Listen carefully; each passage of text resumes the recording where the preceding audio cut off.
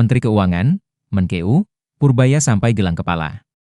Muncul ide Presiden Prabowo bayar utang WOS pakai dana korupsi. Muncul sebuah wacana Presiden Prabowo Subianto membayar utang WOS era Jokowi menggunakan dana korupsi. Hal ini membuat Menkeu Purbaya sampai geleng-geleng kepala. Wacana penggunaan dana sitaan hasil tindak pidana korupsi untuk membayar utang proyek kereta cepat Indonesia-Cina, KCIC, atau WOS kembali menjadi perbincangan hangat. Di tengah ramainya pro dan kontra di publik, Menteri Keuangan Purbaya Yudi Sadewa akhirnya angkat bicara untuk meluruskan arah kebijakan yang tengah digodok pemerintah. Dalam pernyataannya yang disampaikan pada Senin, 10 November 2025, Purbaya menegaskan bahwa wacana tersebut memang muncul sebagai inisiatif langsung dari Presiden Prabowo Subianto. Namun, ia menekankan bahwa mekanisme dan implementasinya masih dalam tahap pembahasan intensif. Masih didiskusikan detailnya.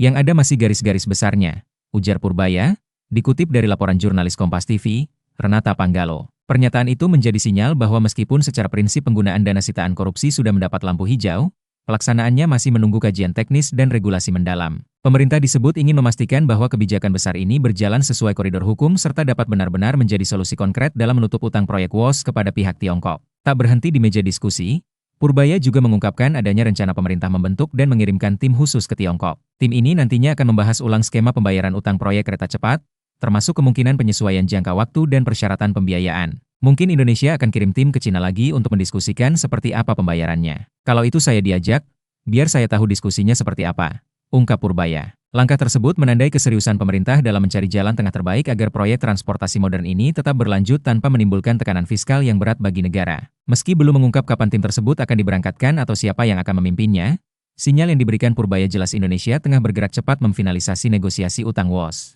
Di sisi lain, Presiden Prabowo Subianto menunjukkan sikap tegas dan penuh tanggung jawab di tengah polemik yang membayangi proyek kebanggaan nasional ini. Dalam sambutannya saat peresmian stasiun Tanah Abang baru di Jakarta, Selasa, 4 November 2025, Prabowo menegaskan bahwa kereta cepat WOS adalah proyek negara, dan negara tidak akan lepas tangan. Download Tribun X sekarang, menghadirkan lokal menjadi Indonesia.